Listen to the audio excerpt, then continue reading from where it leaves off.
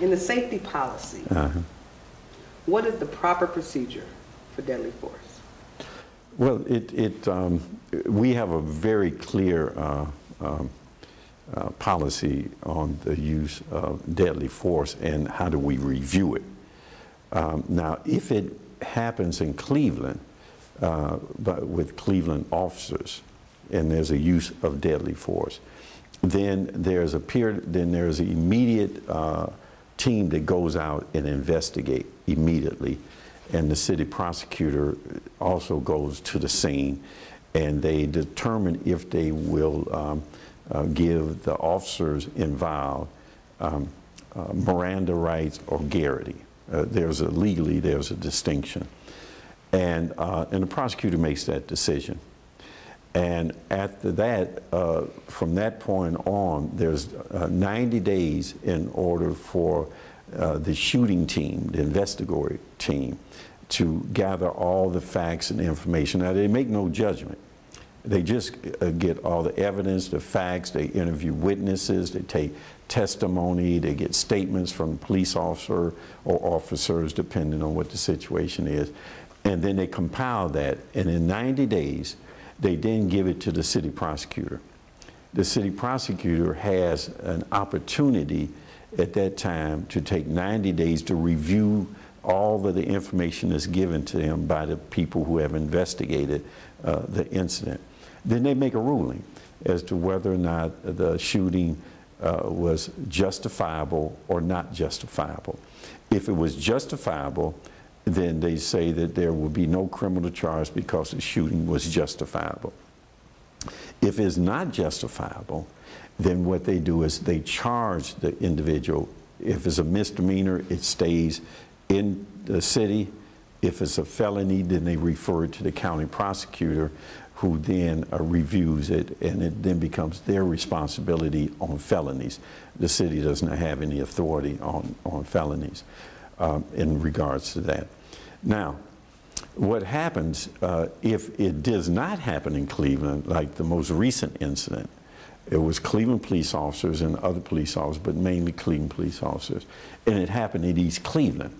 We would not do the criminal investigation as to whether or not the shooting was justified or not, because it is outside of our jurisdiction. It is in the jurisdiction, in this case, in East Cleveland, so they have the primary investigating responsibility. They asked the county Sheriff's Department and BCI, which is a state investigative arm under Attorney General, to assist them in the investigation. When it happens like that, there's two tracks. The first track is pretty much what I described before, where we would take 90 days to investigate and collect all the evidence, testimony, statements, and things like that, all the forensics, and then compile that. And in this case, BCI, the Bureau of Criminal Investigation at the state, would supposed to compile that, then take all of that information and give it to the county prosecutor.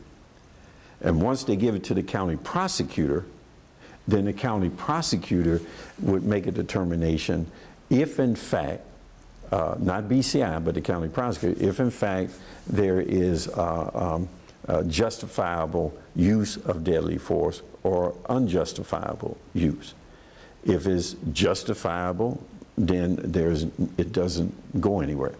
If it's not justifiable in the use of deadly force in an incident, then the county prosecutor will take it to the grand jury for criminal actions. Now, the other side is what we maintain. Since there are police officers that are working for the city of Cleveland, we have to look at whether or not in conducting themselves in this incident, if they follow general police orders, policies, and procedures of the Division of Police and tactics. If they have, then we will get the same information on the investigative side. We would get that information, and we would overlay our policies and procedures and police orders and tactics over the facts. And in looking at that, we could see which police officers stayed within those policies, procedures, and police orders and tactics. Those officers would be with what I call inside the box, which means that they conducted themselves properly. Those officers outside of the box, however, may be in violation of some general police order, process, and procedure or tactic. In that case, there is the possibility of disciplinary actions on the administrative side, which is under our control. And what that administrative action would be or discipline would be basically determined on how far outside of the box they are or how severe their violation of the rules and procedures and regulations are. And then we would make that decision. Anything up to 10 days suspension, let's say, including verbal reprimand or letter in your file, would be handled by the chief of police. Anything from 10 days to 30 days would be handled by the safety director. And under the collective bargaining agreement, the contract with the police department, anything over 30 days, there is no choice. If it's more than 30 days, you have to terminate. And then if it's a termination, that recommendation would come to me from the safety director. And then I would have the final decision on that. So that is the general way in which it's done. And like I say, if it would have happened in Cleveland, any incident of the use of excessive or deadly force, the city of Cleveland would handle both the criminal side, whether or not it's justified or not, and the administrative side as to whether or not they violated rules. Generally, what we would do, we would wait until the criminal side is over with and that has been processed through to a conclusion. Then we would look at the administrative side. In the incident that's before us now with what happened in East Cleveland, we're not handling the criminal side. The Bureau of Criminal Investigation at State was handling that. So we then simultaneously began to look at the administrative side, so that we were working simultaneous with that. Okay. Since you mentioned the chief of police, are you in support of our chief? Yes, I support the chief of police. I support Chief McGrath. I support Director Flass, safety director. Both have done outstanding jobs for the city of Cleveland and for the citizens. Both are respected men in their profession. But let me point out to you also, show you how conscientious both of those men are. When I first became mayor, we had a backlog of about 30, 35 use of excessive and deadly force cases that had been sitting around and not ruled on. Some of those cases, I think there were about 4 or 5 that were deadly force cases, where police officers, for whatever reason, shot and killed someone. Some of those cases were 2 and 3 years old, if I'm remembering correctly. So what we immediately did, recognizing that this is a problem, because the longer you wait in drawing conclusion on these things, then people begin to speculate as to whether or not something's fair or just. And then you have the police officer and their family there on hold. Their life is on hold, waiting on this conclusion. You have the public that's anxious about the whole thing.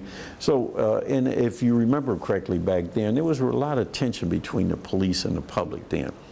And what we, in attempting to heal that breach and to really bring some finality to these types of things, we put in place the new procedures and policies and protocols.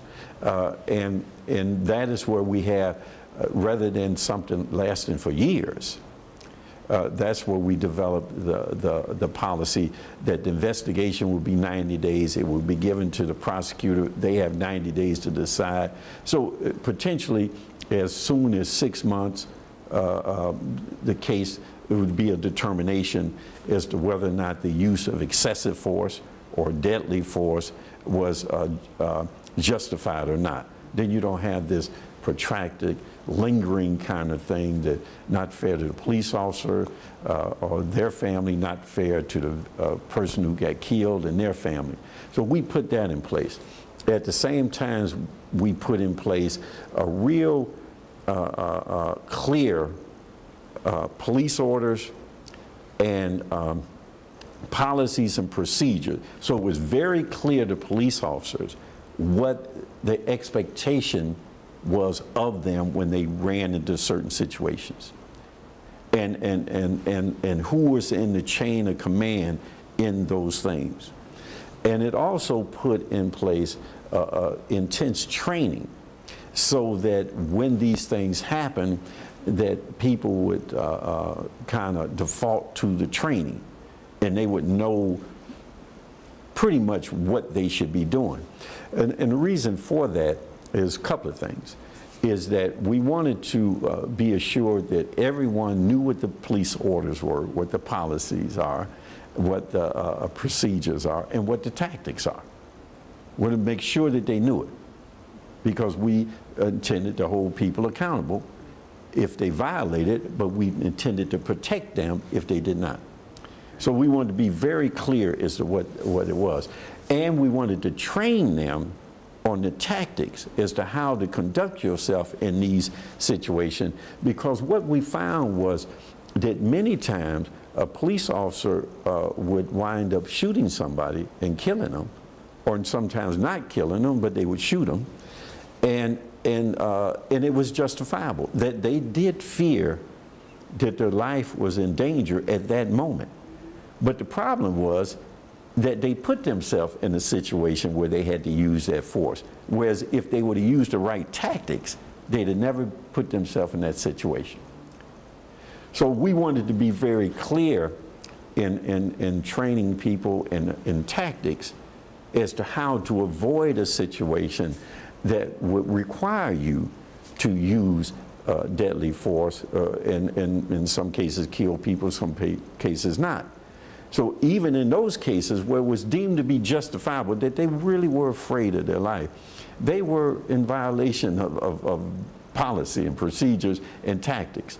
And in that instance, even though criminally it was justifiable, they were still subject to disciplinary action because you did not follow tactics, you did not follow procedure, and you did not follow policy or general police order.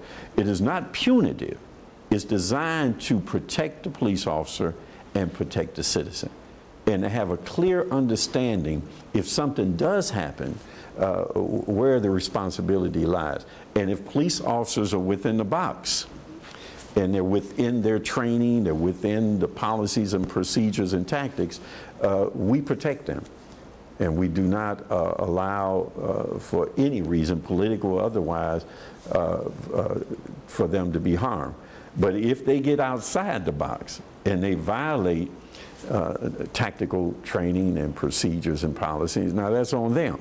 And they're held accountable, and how accountable they are held really depends on how severe the situation is and how far outside of the box they are. And we have terminated police officers based on policy, some not necessarily around the use of deadly or excessive force, but around other things that were clear violation that warranted termination. We suspended police officers for 6 months or so with the agreement with the union, because we could only suspend for 30 days. So we said, look, either 6 months of termination, so they took the 6 months. And we've done a couple of those recently. We've suspended people for 1 day up to 10 days and 30 days. We've done that. But at the same time, there were many police officers who were investigated for the use of excessive force or for other types of activity, and we found them to be completely within their duty and responsibility, so they got no reprimand or no suspension and no termination. Okay. We have some great police officers, and I just wanted to say that because, you know, we don't want to make it at all seem like we don't support the police. We love the police officers. Well, police have a difficult job. I mean, most of the time they're running into situations that are not pleasant situations. So they have a very difficult job. And that is why you have to train them so that they know how to respond to things. And that is why you have to have police orders and protocols and procedures and policies that they know, so that they know how to conduct themselves to protect their own interests and the public. But they wind up in some very anxious and intense moments, and at the spur of the moment, they have to make a decision. And that's how we judge it, whether or not that decision at that moment was the proper decision based on your own personal safety as a police officer or the safety of the citizens. You know, how does that work?